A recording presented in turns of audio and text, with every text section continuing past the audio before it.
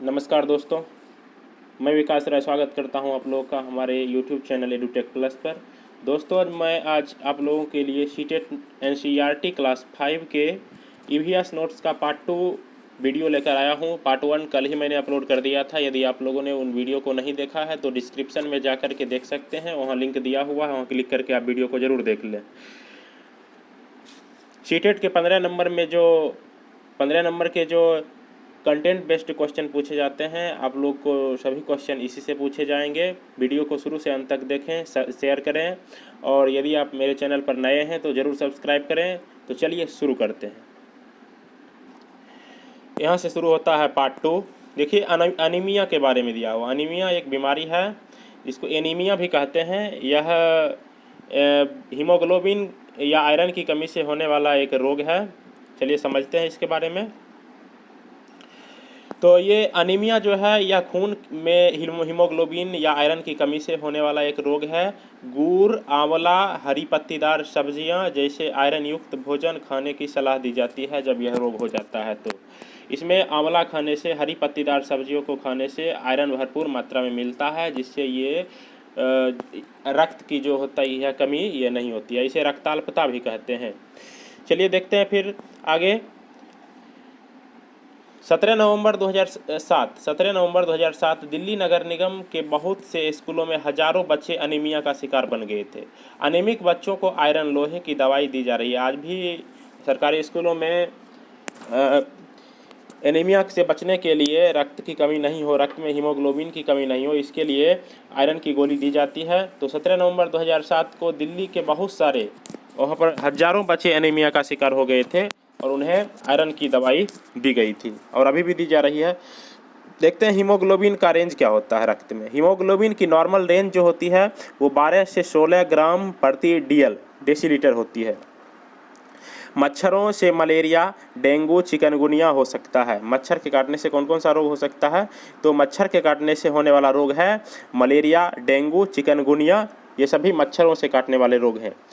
अब आगे देखते हैं मच्छरों के सावधानी के उपाय। मच्छरों से किस तरह से सावधान रहना है, मच्छरों से कैसे हम बचें। तो आसपास पानी जमा होने ना दें, गड्ढों को भर दें। आसपास में कहीं भी पानी, अपने घरों के आसपास, सड़क के आसपास पानी जमा होने के लिए नहीं देना है और जो गड्ढे हैं उसको भर देना चाहिए।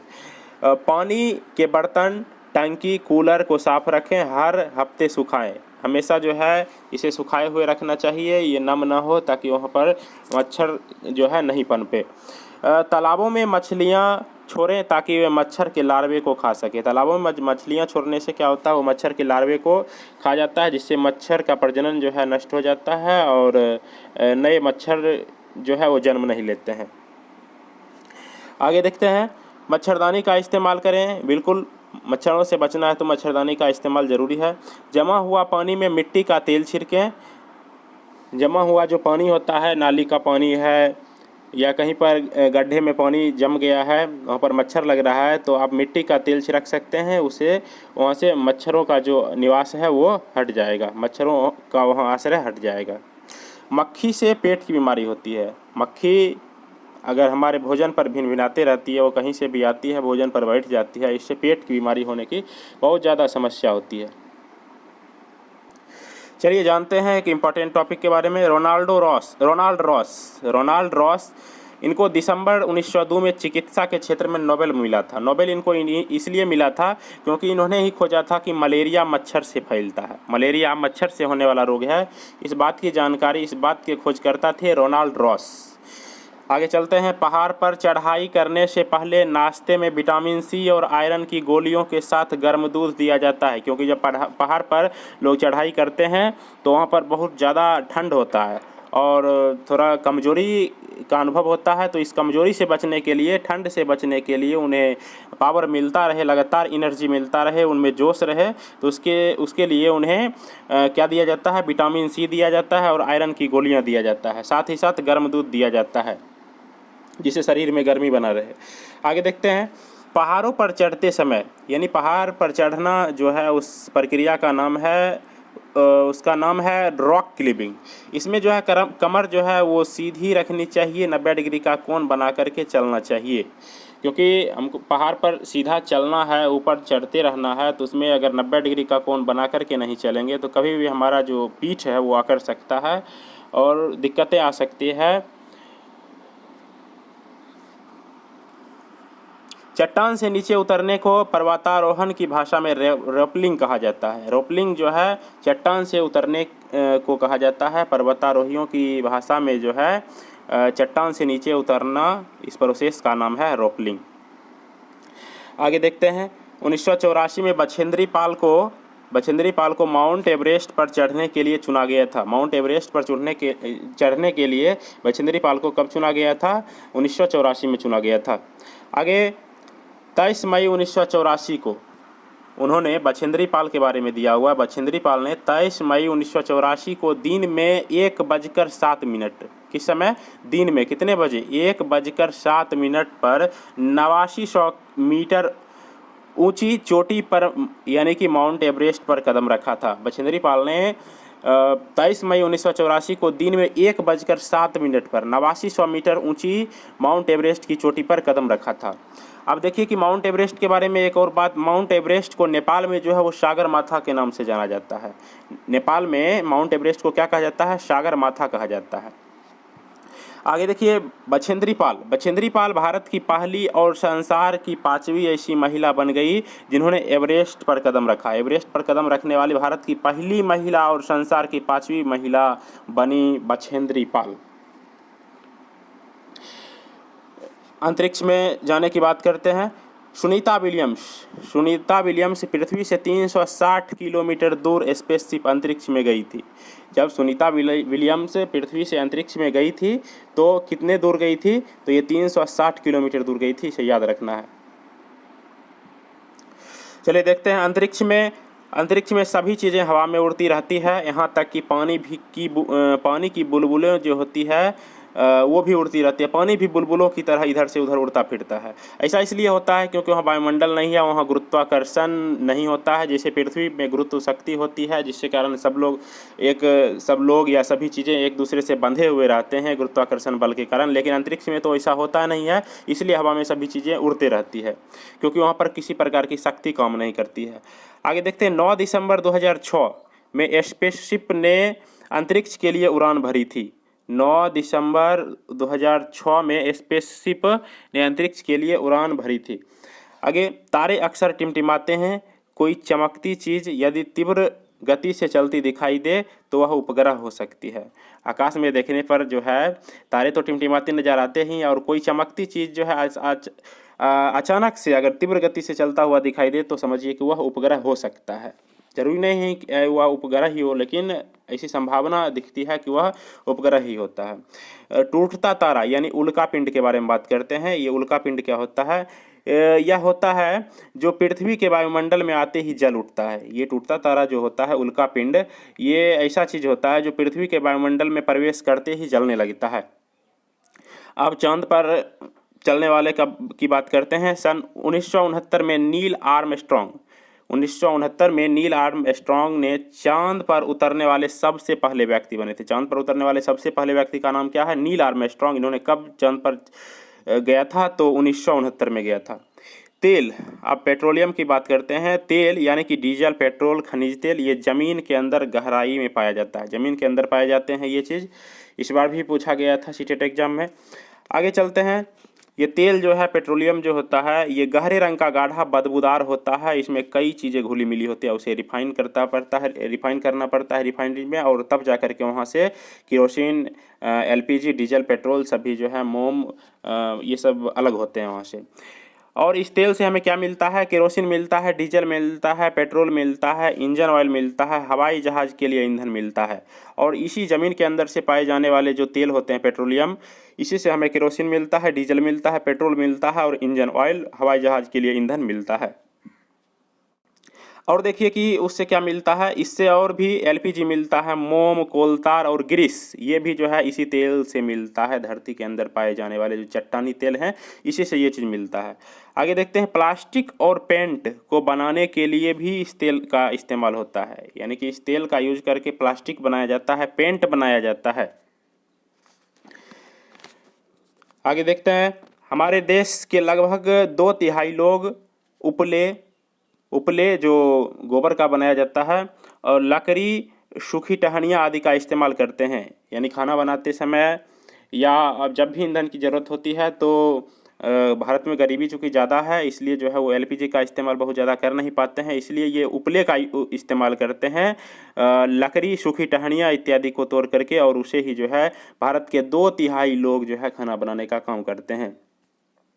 अगला टॉपिक है लद्दाख के बारे में। लद्दाख को ठंडा रेगिस्तान के नाम से जाना जाता है। लद्दाख को किस चीज़ के नाम से जानेंगे? लद्दाख को ठंडा रेगिस्तान के नाम से जाने जाते हैं। क्यों? क्योंकि यहाँ जो है बहुत कम बारिश होती है। यहाँ दूर दूर तक बर्फ़ से ढके पहाड़ और सूखा ठंडा मैदान मिलता है। ठंडा भी है लेकिन सूखा है। ठीक है, चलते हैं। लद्दाख के बारे में देखिए दूसरी बात कि लद्दाख में स्वागत करना, जो हम लोग वेलकम करते हैं, लद्दाख की भाषा में उसे जूले कहा जाता है। लद्दाख में स्वागत को क्या कहा जाता है? जूले। लद्दाख की बात है, वहाँ पर जो है पत्थरों को काट करके एक के ऊपर एक रख करके उन पर मिट्टी और चूने से पुताई करके घर बनाया जाता है।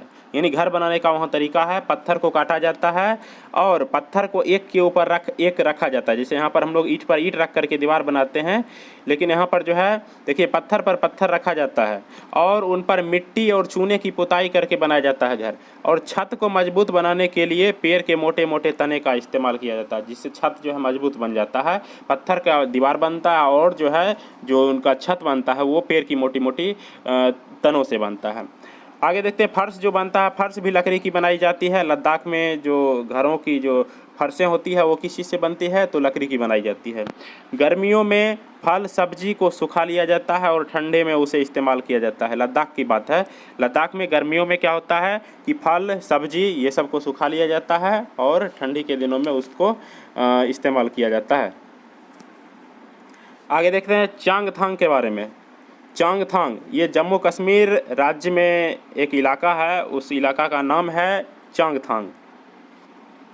तो चांगथांग जो है ये जम्मू कश्मीर राज्य में 5000 मीटर की ऊंचाई पर बना मैदानी सुनसान और पथरीला इलाका है। कैसा इलाका है चांगथांग?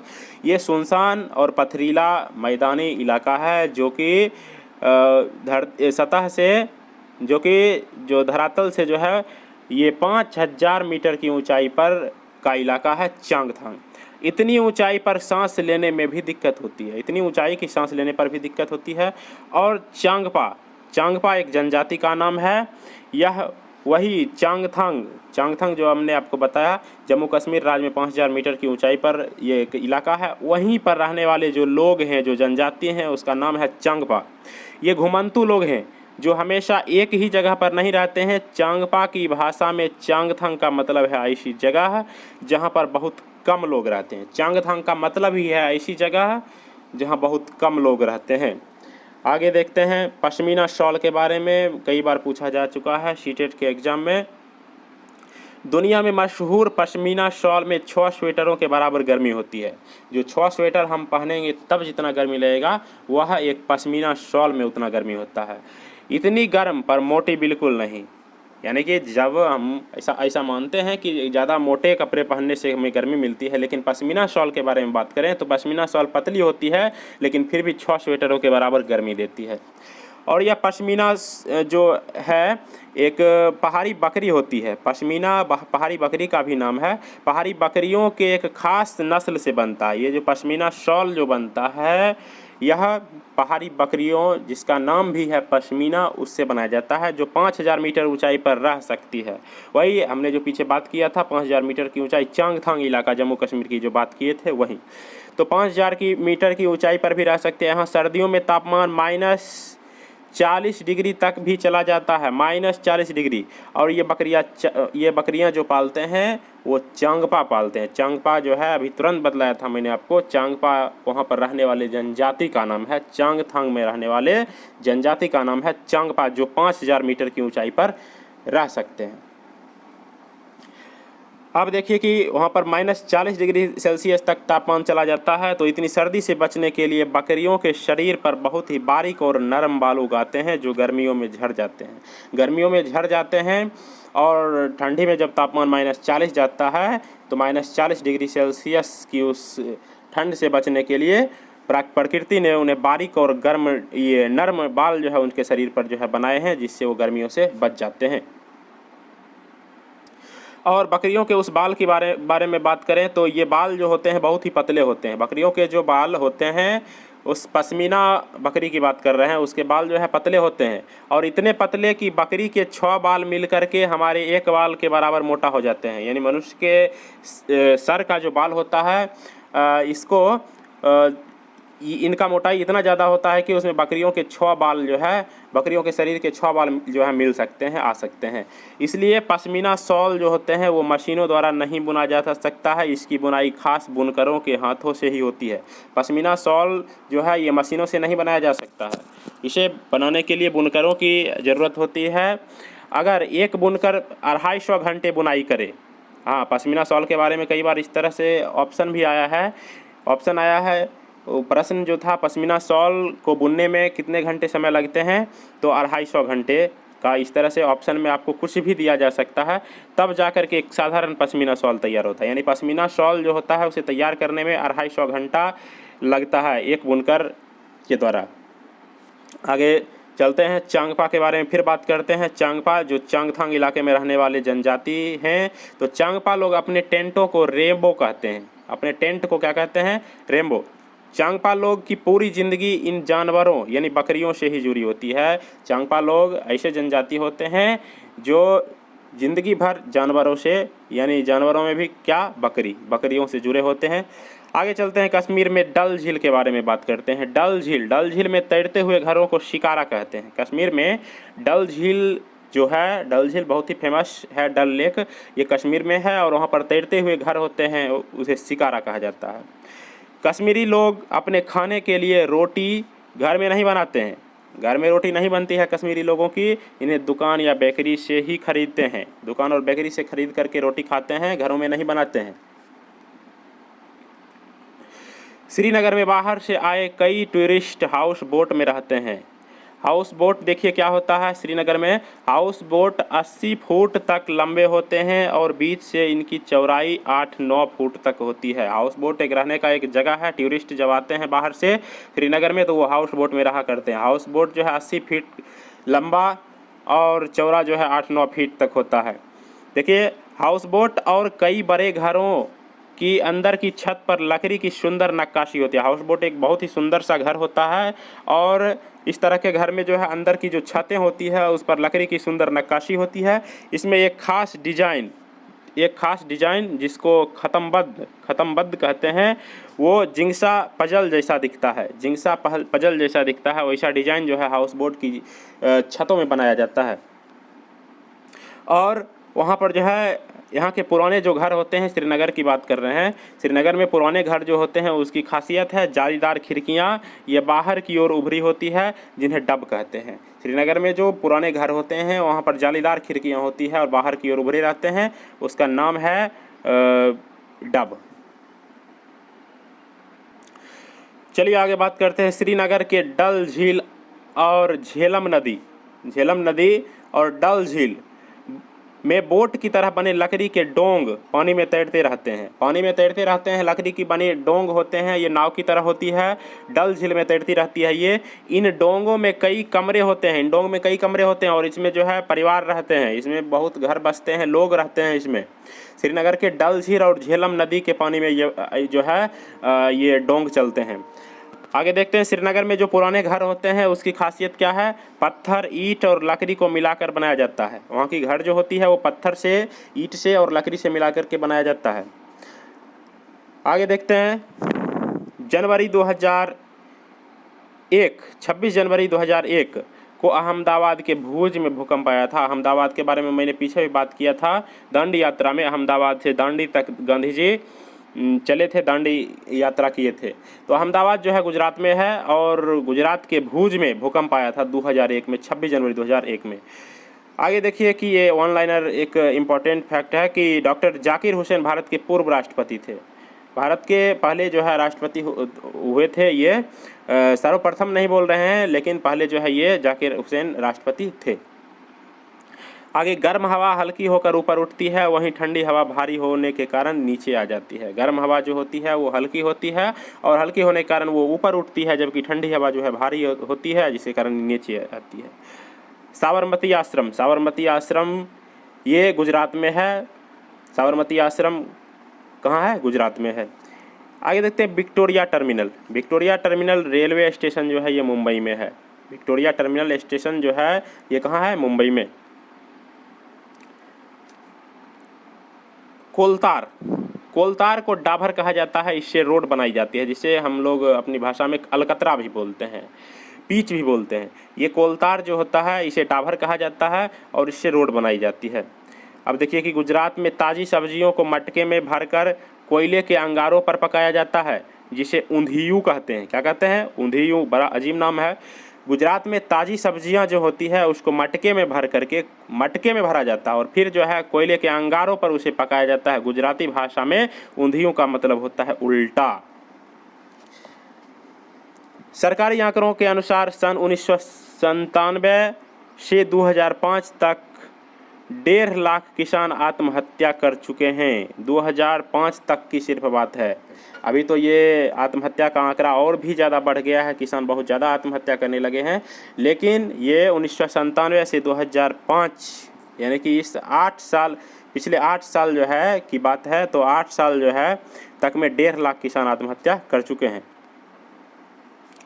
झारखंड में कुडुक भाषा बोली जाती है। झारखंड की जो एक भाषा है उसे कुडुक कहते हैं। और ये कुडुक भाषा के बारे में बात कर लें तो कुडुक भाषा जो है वहाँ के जनजाति लोग बोलते हैं। ऐसा छत्तीसगढ़ में भी बोला जाता है।